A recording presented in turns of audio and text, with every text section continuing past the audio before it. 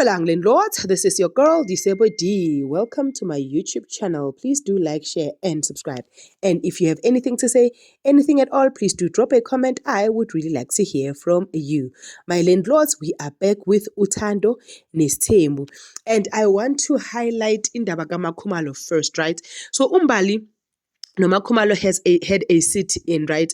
The sitting happened after Seleku confided in Umbali to say, Khumalo umjikele, Khumalo is doing this, Khumalo is doing that, and the other. Now, Umbali, her going there was to understand Isaitlagama Khumalo and be the support system that Khumalo needs, because Khumalo at some point was also that very same support system for Umbali, right?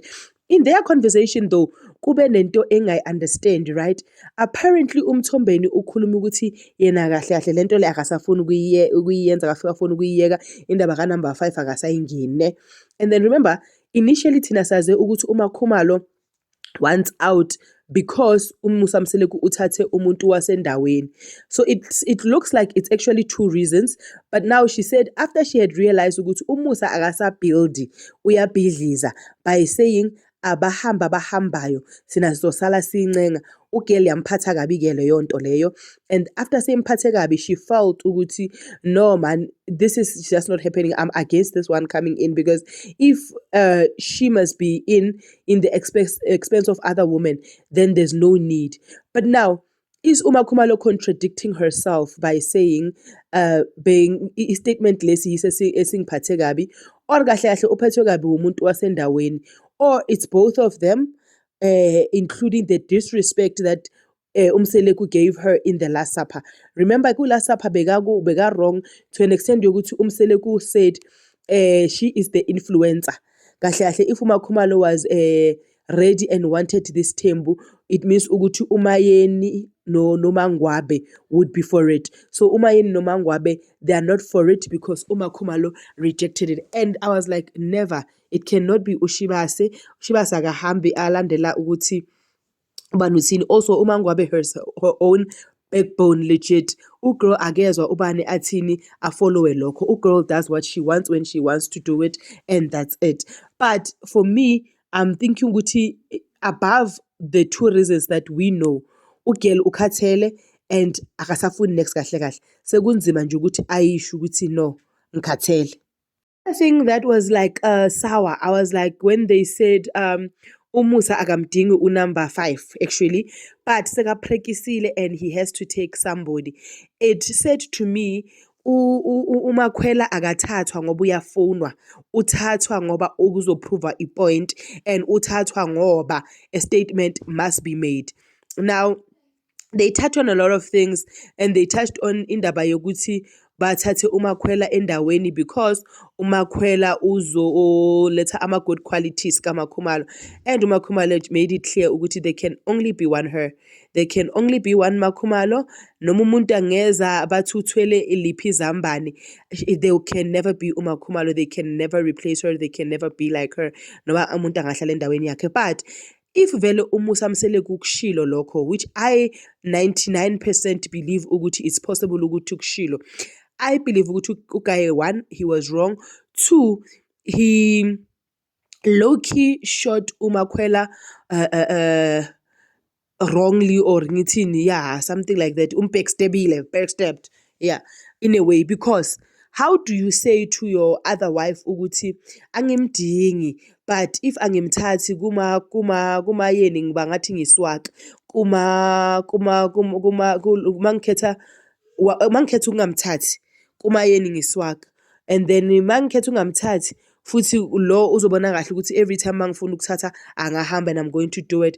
And for me, it also means ukuthi then it might be ukuthi uMacele does not necessarily is not necessarily for this. However, ugirl has to support it because uMthombeni had to prove his manhood by taking number 5, simply because there are others that threatened to go. It's a pity now no one is threatening him ngoba uMbali uthi uhleli xeqe akayi ndawo. Kahle kahle, now is the battle of the staying, because no Thobile self uthi akayi ndawo. So right now it is the battle of the staying. But uMakhwela makazoyibukela le episode, awukela ngeke alale, kubuhlungu kukhulunywa so ngawe shem. I also loved how uMakhumalo also explained indaba kaMpilo Enhle, right? To say umntwana uthi I'm not going to be able to take time off to record lento le because I work 7 days a week and I do not have time to take ngiyothatha leave and come to record in considering ukuthi also this is not their show, meaning that they need some time off also to record for their show. So girl is maybe budgeting the days for leave for when she's going to be recording for their show and not necessarily le ithando nesithembu, rather izingane zesithembu. So I liked how she clarified that because Umseleku made it seem like lo mntwana sekamjikele because of lokhu nalokhu nalokhu, even though that's not maybe that might not be the true reason why Umpilo stopped recording, but uyigqokisile uMakhumalo and made Umpilo vele to seem like the respectful child that we all know her to be.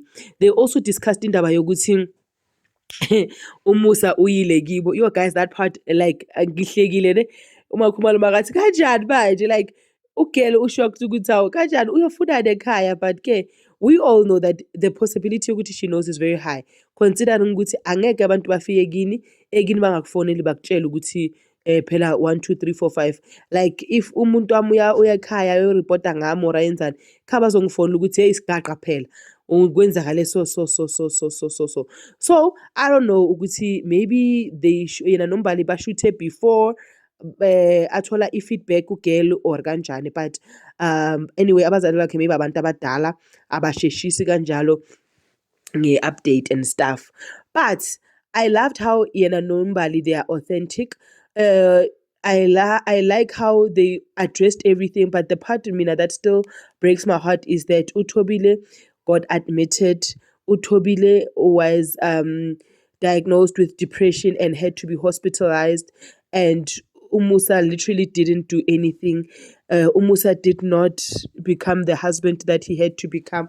Umusa just played this whole thing wayenza ngathi into encane, because if into enkulu bemele atshele labanye abafazi ukuthi guys this is what's happening, I need your help, hambani niyo-check uMakhumalo, even if abanye benyeke baze baye, but the children would have definitely went and checked up on uMakhumalo.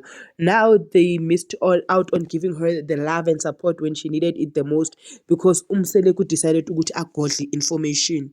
Another thing that I saw that was interesting, kumnandi esithenjini guys, because if uxabane nomuntu wakho you don't have to go outside or find a confidant. Confidant uyithola la ngaphakathi. Your sister wife automatically becomes your confidant. You share things together, niyasolva. One uba yitelephone ahambise ngale omunye abuye, because as they concluded their conversation uMakhumalo was like songamtshela ke ukuthi i-message uyindlulisile, sho ukuthi ke masekayindlulisile so umbali i-message ngoba ngisho Umseleku ukhala ngokuthi uyablock. I don't know ukuthi uThobile bekamblockile akuhlule kumfonela or what, but I think now uThobile umbali rather uzobuyisela i-message asho ukuthi no, I spoke to uThobile, she's all green lights, and that's how they're going to make their appointment, and that's when we're going to see. So I don't know guys, that's what happened. I think ukuthi a date is motivated by that ukuthi unblockile girl or kanjani, we are going to hear.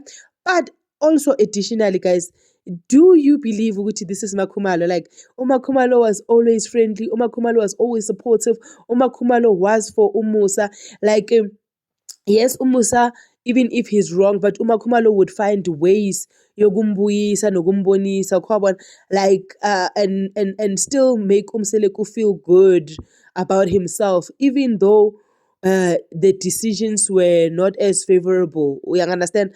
I wonder ukuthi currently what's going to happen, who's going to be that for Umusa, and then also lo uMakhwela njengoba angenile naye bathi nje because of owangale uzobuya nale mentality kaMakhumalo or uzoyenza every woman for herself.